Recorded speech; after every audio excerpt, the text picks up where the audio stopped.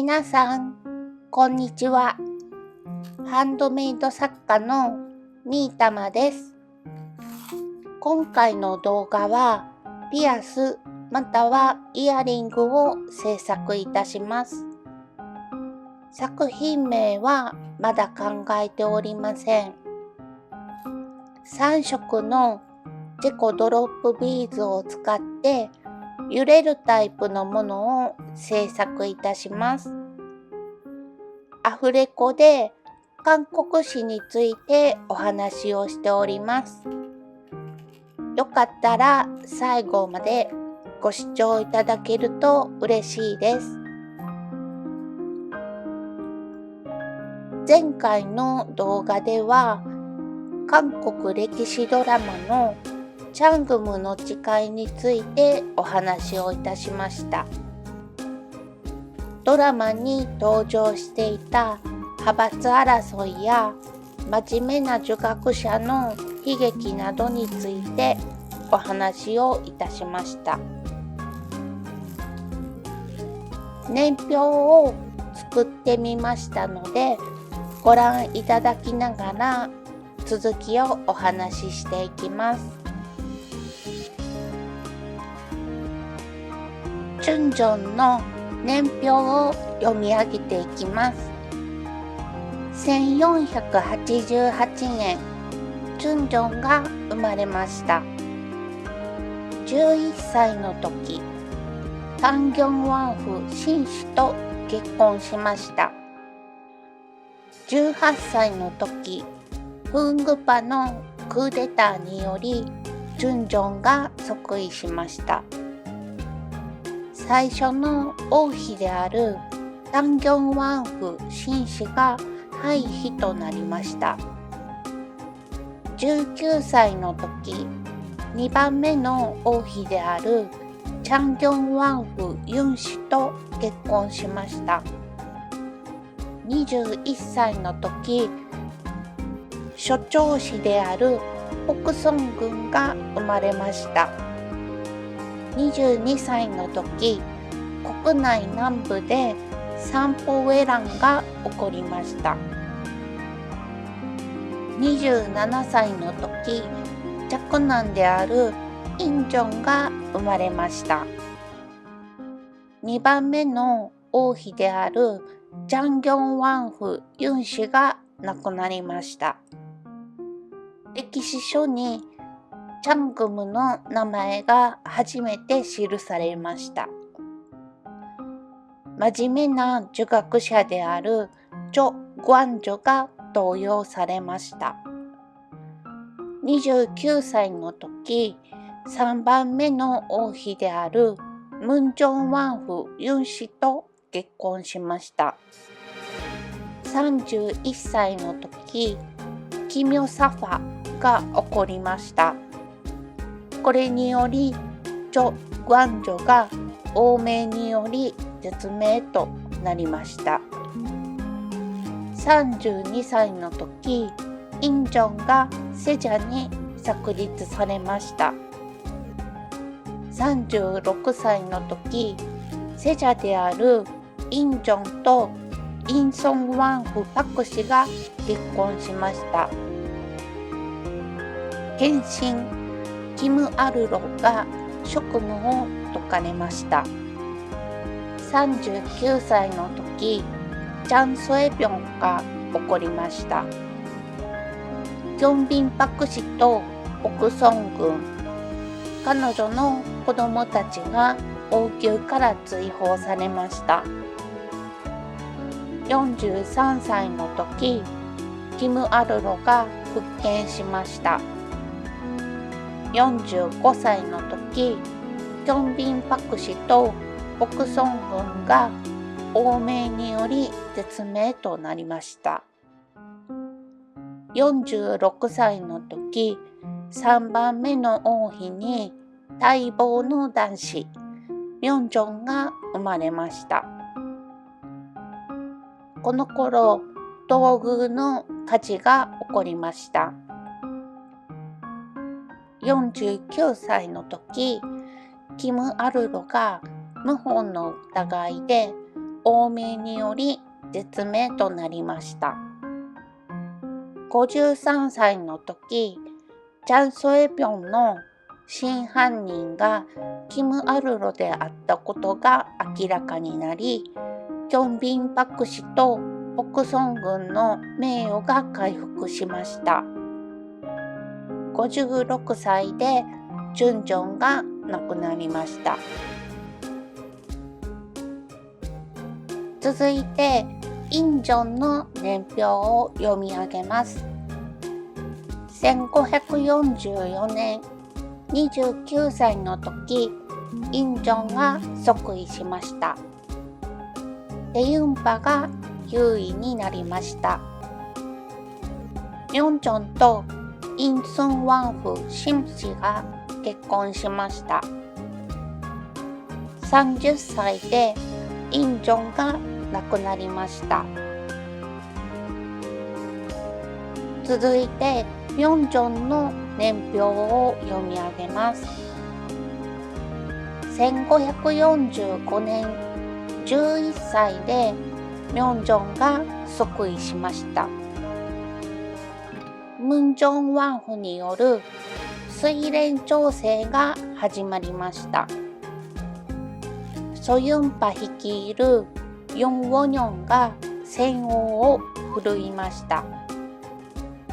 デユンパが大量粛清されるウルササファが起こりました。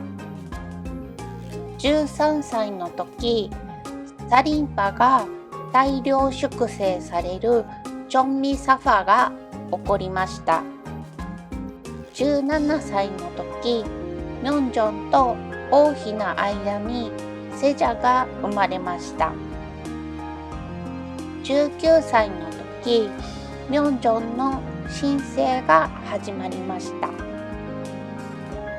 29歳の時、セジャが創生してしまいました。31歳の時、ムンジョンワンフが亡くなりました。チョンナンジョンが毒を飲み、ユン・ウォニョンが命を絶ちました。33歳でミョンジョンが亡くなりました。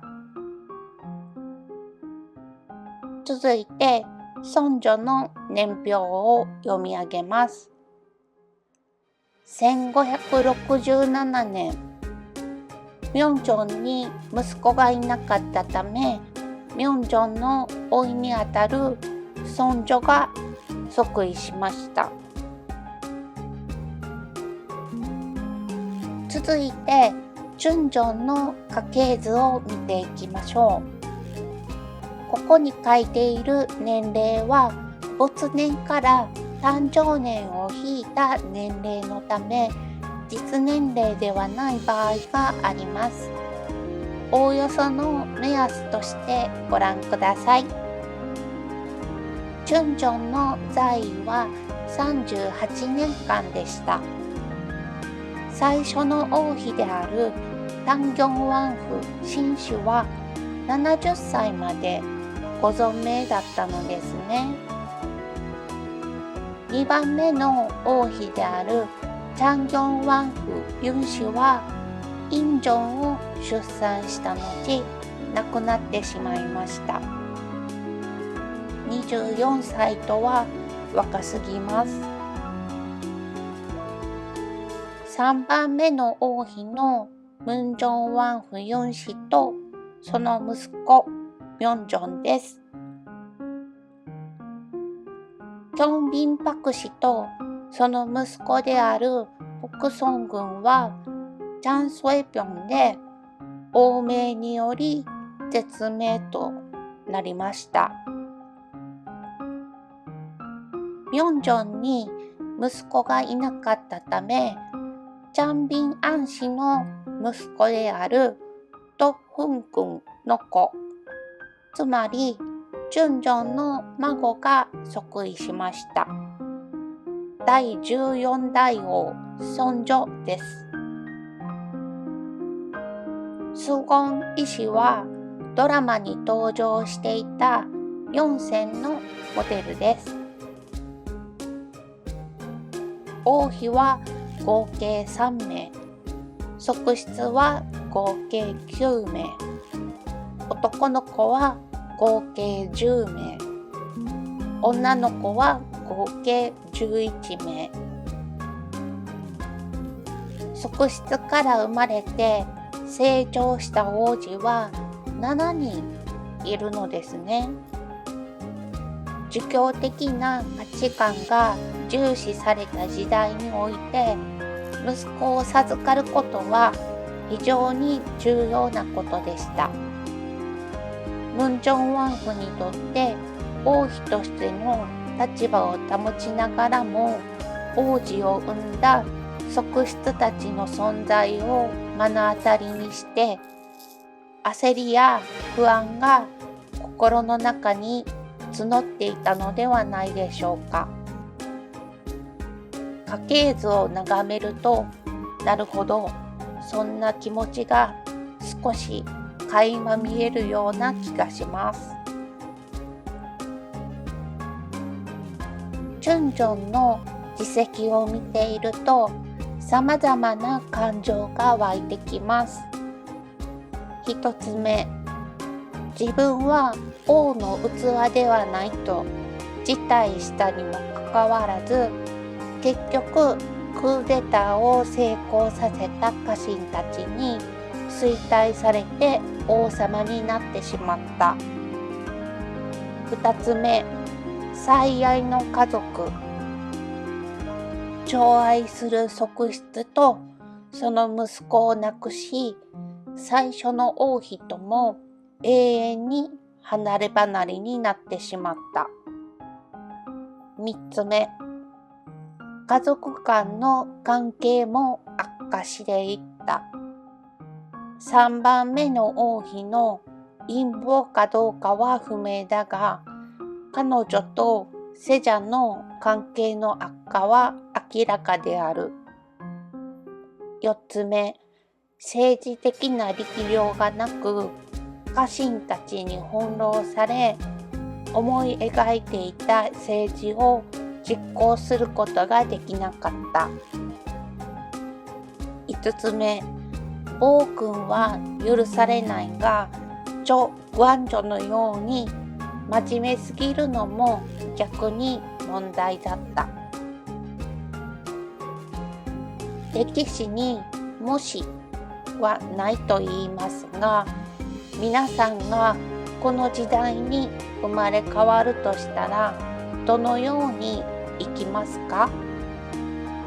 もし庶民として転生したなら、文正王府の水練調整の時期に凶作で飢えて亡くなってしまうかもしれない。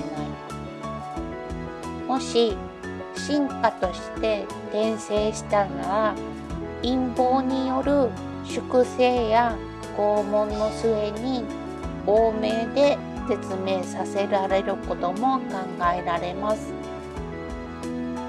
さらに王様に転生したならどうでしょう。順正が直面したのは、個人的な悲劇だけでなく、臣下たちに翻弄された政治的混乱や、彼自身の優柔不断さが招いた複雑な人間関係でした。王としての重圧と個人的な悲しみの間で、どれほどの孤独や葛藤を抱えていたことでしょう。家族間の関係悪化を修復できず、臣下たちの絶えない権力争いの中で、自らの政策を思うように実行できなかったことでしょう。それでも彼には国を守るという使命感があったと思います。現代の私たちも、もしこの激動の時代に転生したなら、個人の幸福や家庭の安定を領土を守るのか、それとも国家のために自らを犠牲にするのかという難しい選択を迫られるでしょう。皆さんはどのように感じられたでしょうか。以上、チャングムについてのお話でした。